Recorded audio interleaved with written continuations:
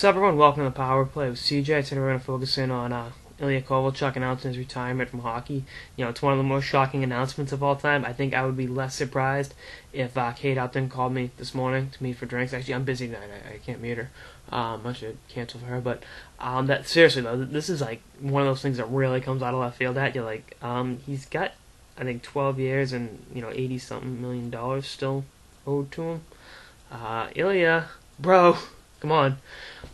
But, it's really like, wow. And I don't know what the stipulations are, what the reason for his retirement is, but I do know the New Jersey Devils can't be too happy with this. Not only is he a truly elite player who had 31 points in 37 games this year, and I think his 11 game absence is what cost him a playoff berth this year, but you look at the fact that his contract's still going to be, because like recreation penalties or something with the salary cap, that's still going to count against the cap.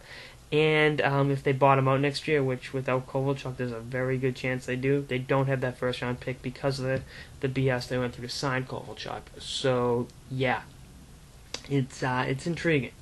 Yeah, and like I said, the details are still coming out slowly, but the fact that it's official. It's the Devils' Twitter account wasn't Sagan, but it's it really something you don't expect to see. Guy walking away in the prime of his career. The last athlete to do that was Bill Russell. I mean, well, Jordan did it. Then he chose to come back with the Washington Wizards. But as someone a fan of the game, I loved Kovalchuk. I've got to see him play once when he was with Atlanta.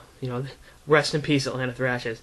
But you take him back how big he is too. He's 6'3", I think 230, 235, and he moves with the grace and elegance of a figure skater. I mean, he really and truly is the whole package in terms of being a hockey player. He just turned 30. Not even 2 months ago, April 15th.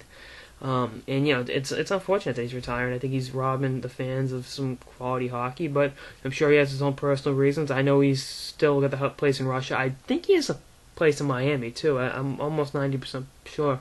It's a lot of the Russian players. I'm not trying to sell race, but I think he does. I know Gonchar does. I know Bjora is down there full time, obviously from the Panthers days. But I'm almost 99% sure he's in Miami too, part of the year on that Fisher Island in Biscayne Bay, which is a beautiful place. I recommend. You can't get on there because you're not a millionaire, but it's worth checking out. But actually, I forgot this. He was the first Russian number one in the draft, so he's got quite a legacy. And I mean, he's got 417 goals, and he just turned 30. I mean, part of it, to go back on the shock of him retiring, there was talk about him not coming back from Russia after the lockout, so the more I think about it, I'm really not overly surprised, but it's still a bombshell that gets dropped on you, like, oh, one of the best players in the game is just walking away, going back to Russia to, and I don't know, like I said, there could be something going on behind the scenes, but if he's retiring, I don't know what his status is with the KHL, NHL transfer agreement, or, wouldn't it just be easier for the Devils to loan him to the KHL if that's what he wanted, so that way they get rid of the cap hit? I don't know. We'll see how it happens, though. But it's an intriguing thing to watch, and I think there'll be more details coming out in the coming hours and days. Anyway, that's on this episode of Power Play with CJ and Ilya Kovalchuk announcing his retirement. Stay tuned for more episodes throughout the off-season and beyond. Later, guys.